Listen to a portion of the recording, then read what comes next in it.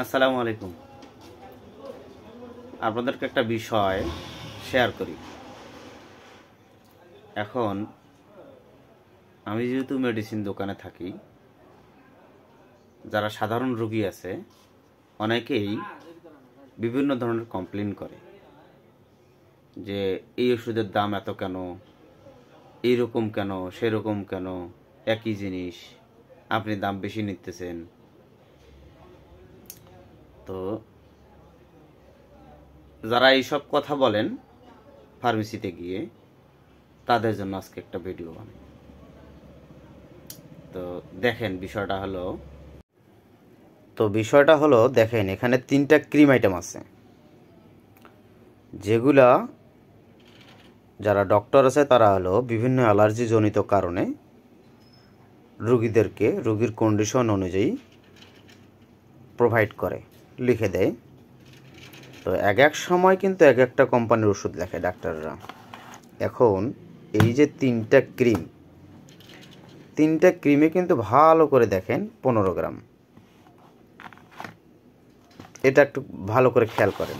দেখেন 3টা ক্রিম, প্রথমেই দেখেন 3টা ক্রিমেই কিন্তু 15 গ্রাম, মানে একই পরিমাণ আছে। 3টেই প্যাকেট, ছোট হোক আর বড় হোক, 3টাতে এই 3টা ক্রিমের প্যাকেটের ভিতরেই একই পরিমাণ ক্রিম আছে। এখন এই 3টা ক্রিম 3টা কোম্পানির, এটা হলো ইনসেপ্টা কোম্পানির, এটা হলো স্কয়ার কোম্পানির, আর এটা হলো একমি কোম্পানির। তো এই 3টা ক্রিমের ভেতর পার্থক্যটা শুধু দেখেন আপনারা। পার্থক্যটা হলো এই যে, এটা হলো একমি কোম্পানির কম্বো 4। এরা সবগুলোরই একটা কম্বিনেশনে তৈরি করছে, যার কারণে মনে হয় তো কম্বো 4 দিছে, মানে 4টা ওষুধ। কম্বো 4 মানে এখানে 4টা ওষুধ কিন্তু আছে।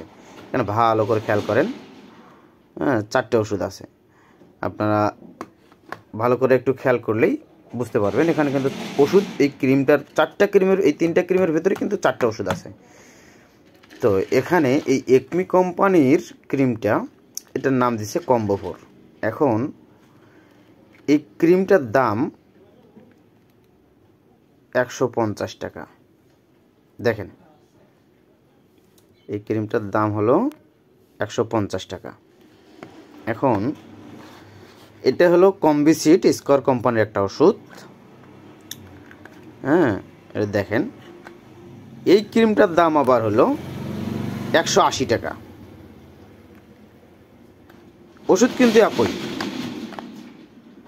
আবার এইদিকে দেখেন ডার্মোমিক্স, এটা হলো ইনসেপ্টা কোম্পানির একটা ওষুধ। সবগুলা ক্রিমের ভেতরেই কিন্তু 4টা করে ওষুধ আছে। এই ক্রিমের দাম এখানে দেখেন কত লেখা আছে, 200 টাকা। তাহলে ওষুধ একই, কিন্তু পার্থক্যটা কোথায়? দামে। এক একটা কোম্পানির ওষুধ, যে ক্রিমগুলো আছে, এক একটা কোম্পানির ক্রিম এক এক দাম।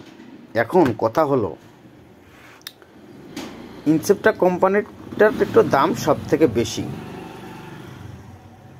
তার এখন ইনসেপ্টার থেকে স্কয়ার আমরা জানি সবাই একটু ভালো কোম্পানি, স্কয়ারের দাম 20 টাকা কম, মানে 180 টাকা।